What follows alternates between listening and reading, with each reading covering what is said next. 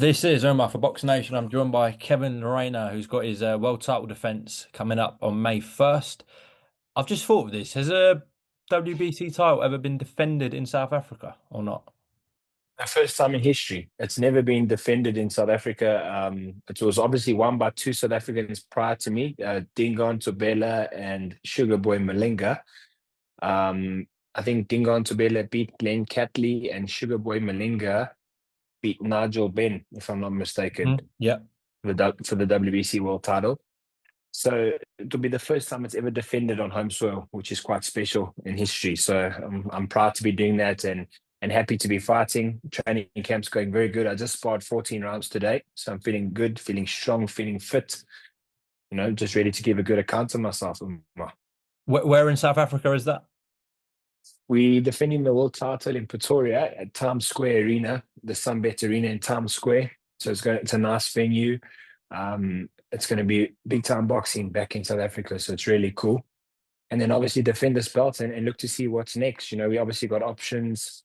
I don't look past the man that I'm fighting. My duty is to beat him.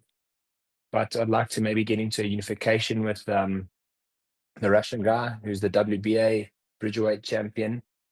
Um, there's that guy, Muslim, or there's been talks of obviously myself, Richard Riakporhe, Lawrence Okoli.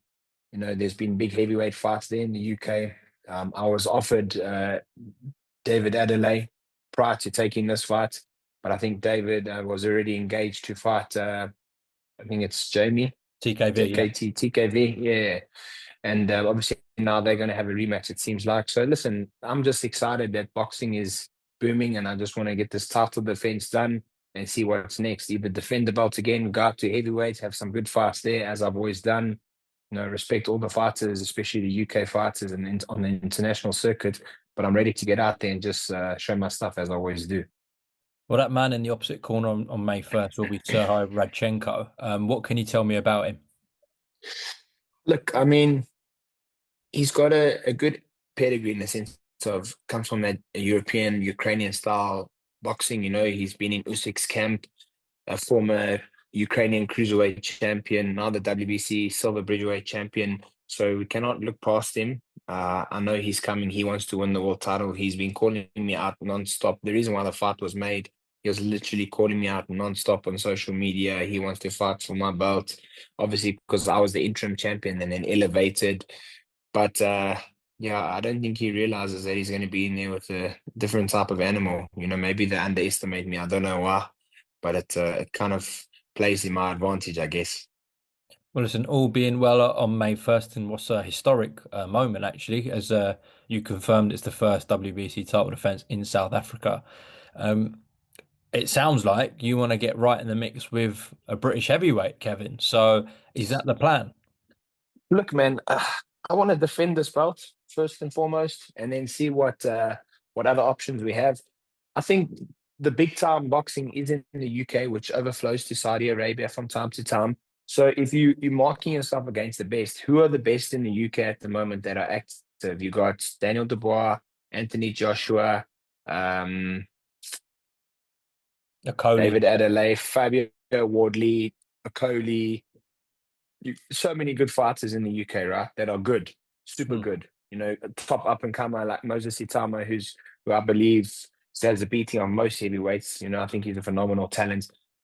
There's so much talent. The pool of talent in the UK is massive. So if you're going to gauge yourself in the heavyweights, you got to go over there and fight the best in the UK because that's where you're going to get noticed, seen. That's where I was noticed. That's where I was recognized when I fought Daniel Dubois.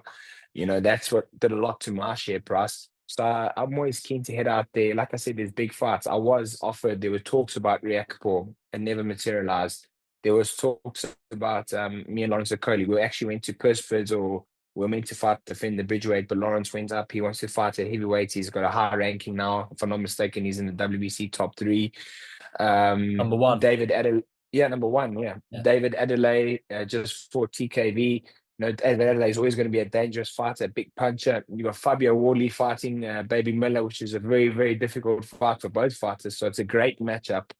So that's where the boom of heavyweight boxing is. So after this defense, I want to see what I can do to get back into that mix. And I'm never out of the mix. My name, I'm just a phone call away. Spencer knows that. Peter Smith knows that. Frank Warren knows that. When you need a good dance partner who can disrupt the heavyweight division, they know who to call. Definitely. Well, you made a bit of an impact when you came over to the UK and fought now, arguably the second best heavyweight in the world in Daniel Dubois. And the run Yeah. he's been on has been phenomenal. I know he's changed trainers and he seems like a different version of Daniel, but Daniel's always been a dangerous, top quality fighter, and you had him in all sorts of trouble. Yeah, look, I mean, it is what it is. That fight is a thing of the past. It was a crazy 9 minutes, I guess. I was down twice, he was down three times. Well, I was down once, he was down three times. Listen, it was mad. This heavyweight boxing, it just shows you. Look what he's done since then. He lost to Usyk in a controversial loss too. Like my loss with him was controversial. I believe he dropped Usyk with that body shot, but it is what it is. Not my opinion. In my opinion, doesn't count. He then went on to beat Baby Miller. He beat Hergovich, and he beat AJ. That's phenomenal comeback. That's just that's a script that cannot be written. And look where he is now. So he deserves all the success that he's getting. But anyway, it just shows the type of level I'm on too. The man who beat the man, and I almost beat that man. So work that out. You know what I mean? Mm. Just heavyweight boxing, anything can happen. You got to respect everybody in the division and just be a game fighter. And that's what I'm about. I'm always out there putting it all on the line. And I go into every fight with big balls and massive heart. And I guess that's what always makes for a good fight. I got one pace, and that's going forward. 100%. I saw that for myself live at the Justice Huni fight. 100%. Yes. In difficult circumstances for you as well, obviously, Kevin. W with that fight with Usyk Dubois too, which looks like it may be happening this summer, Kevin, Wow. you've seen Usyk up close, live, obviously in Tyson's corner, and you fought Daniel Dubois, of course. So this new version, especially of Daniel Dubois, like how much of a chance do you give him against Oleksandr Usyk? Massive chance. He's got so much confidence at the moment, and a confident fighter is a dangerous fighter because he believes he can do no wrong, and he's that good. He's strong. He's a big puncher. He needs to be respected. He's got a deceptively. I don't say he's of the skill set of an Alexander Usyk, but he's a good enough boxer to disrupt Usyk because he's got power. He's got a terrific jab. Daniel's got a good jab. A lot of people don't give him praise for that jab, or a lot of people do, but some people don't. I've been in there with him. He's got a very good jab. If he can establish his jab and have the power that he has behind those punches, he could definitely get Usyk's respect. But if he lets Usyk build a rhythm, Alexander Usyk is one of the greatest of our eras. He beat Tyson Fury. Obviously the first fight I thought it was a lot closer. Second fight was close too, but he did what he had to do. He's a great boxer. He had Tyson hurt in the first fight. In the second fight, he didn't really have Tyson hurt, but he's got the ability to adapt.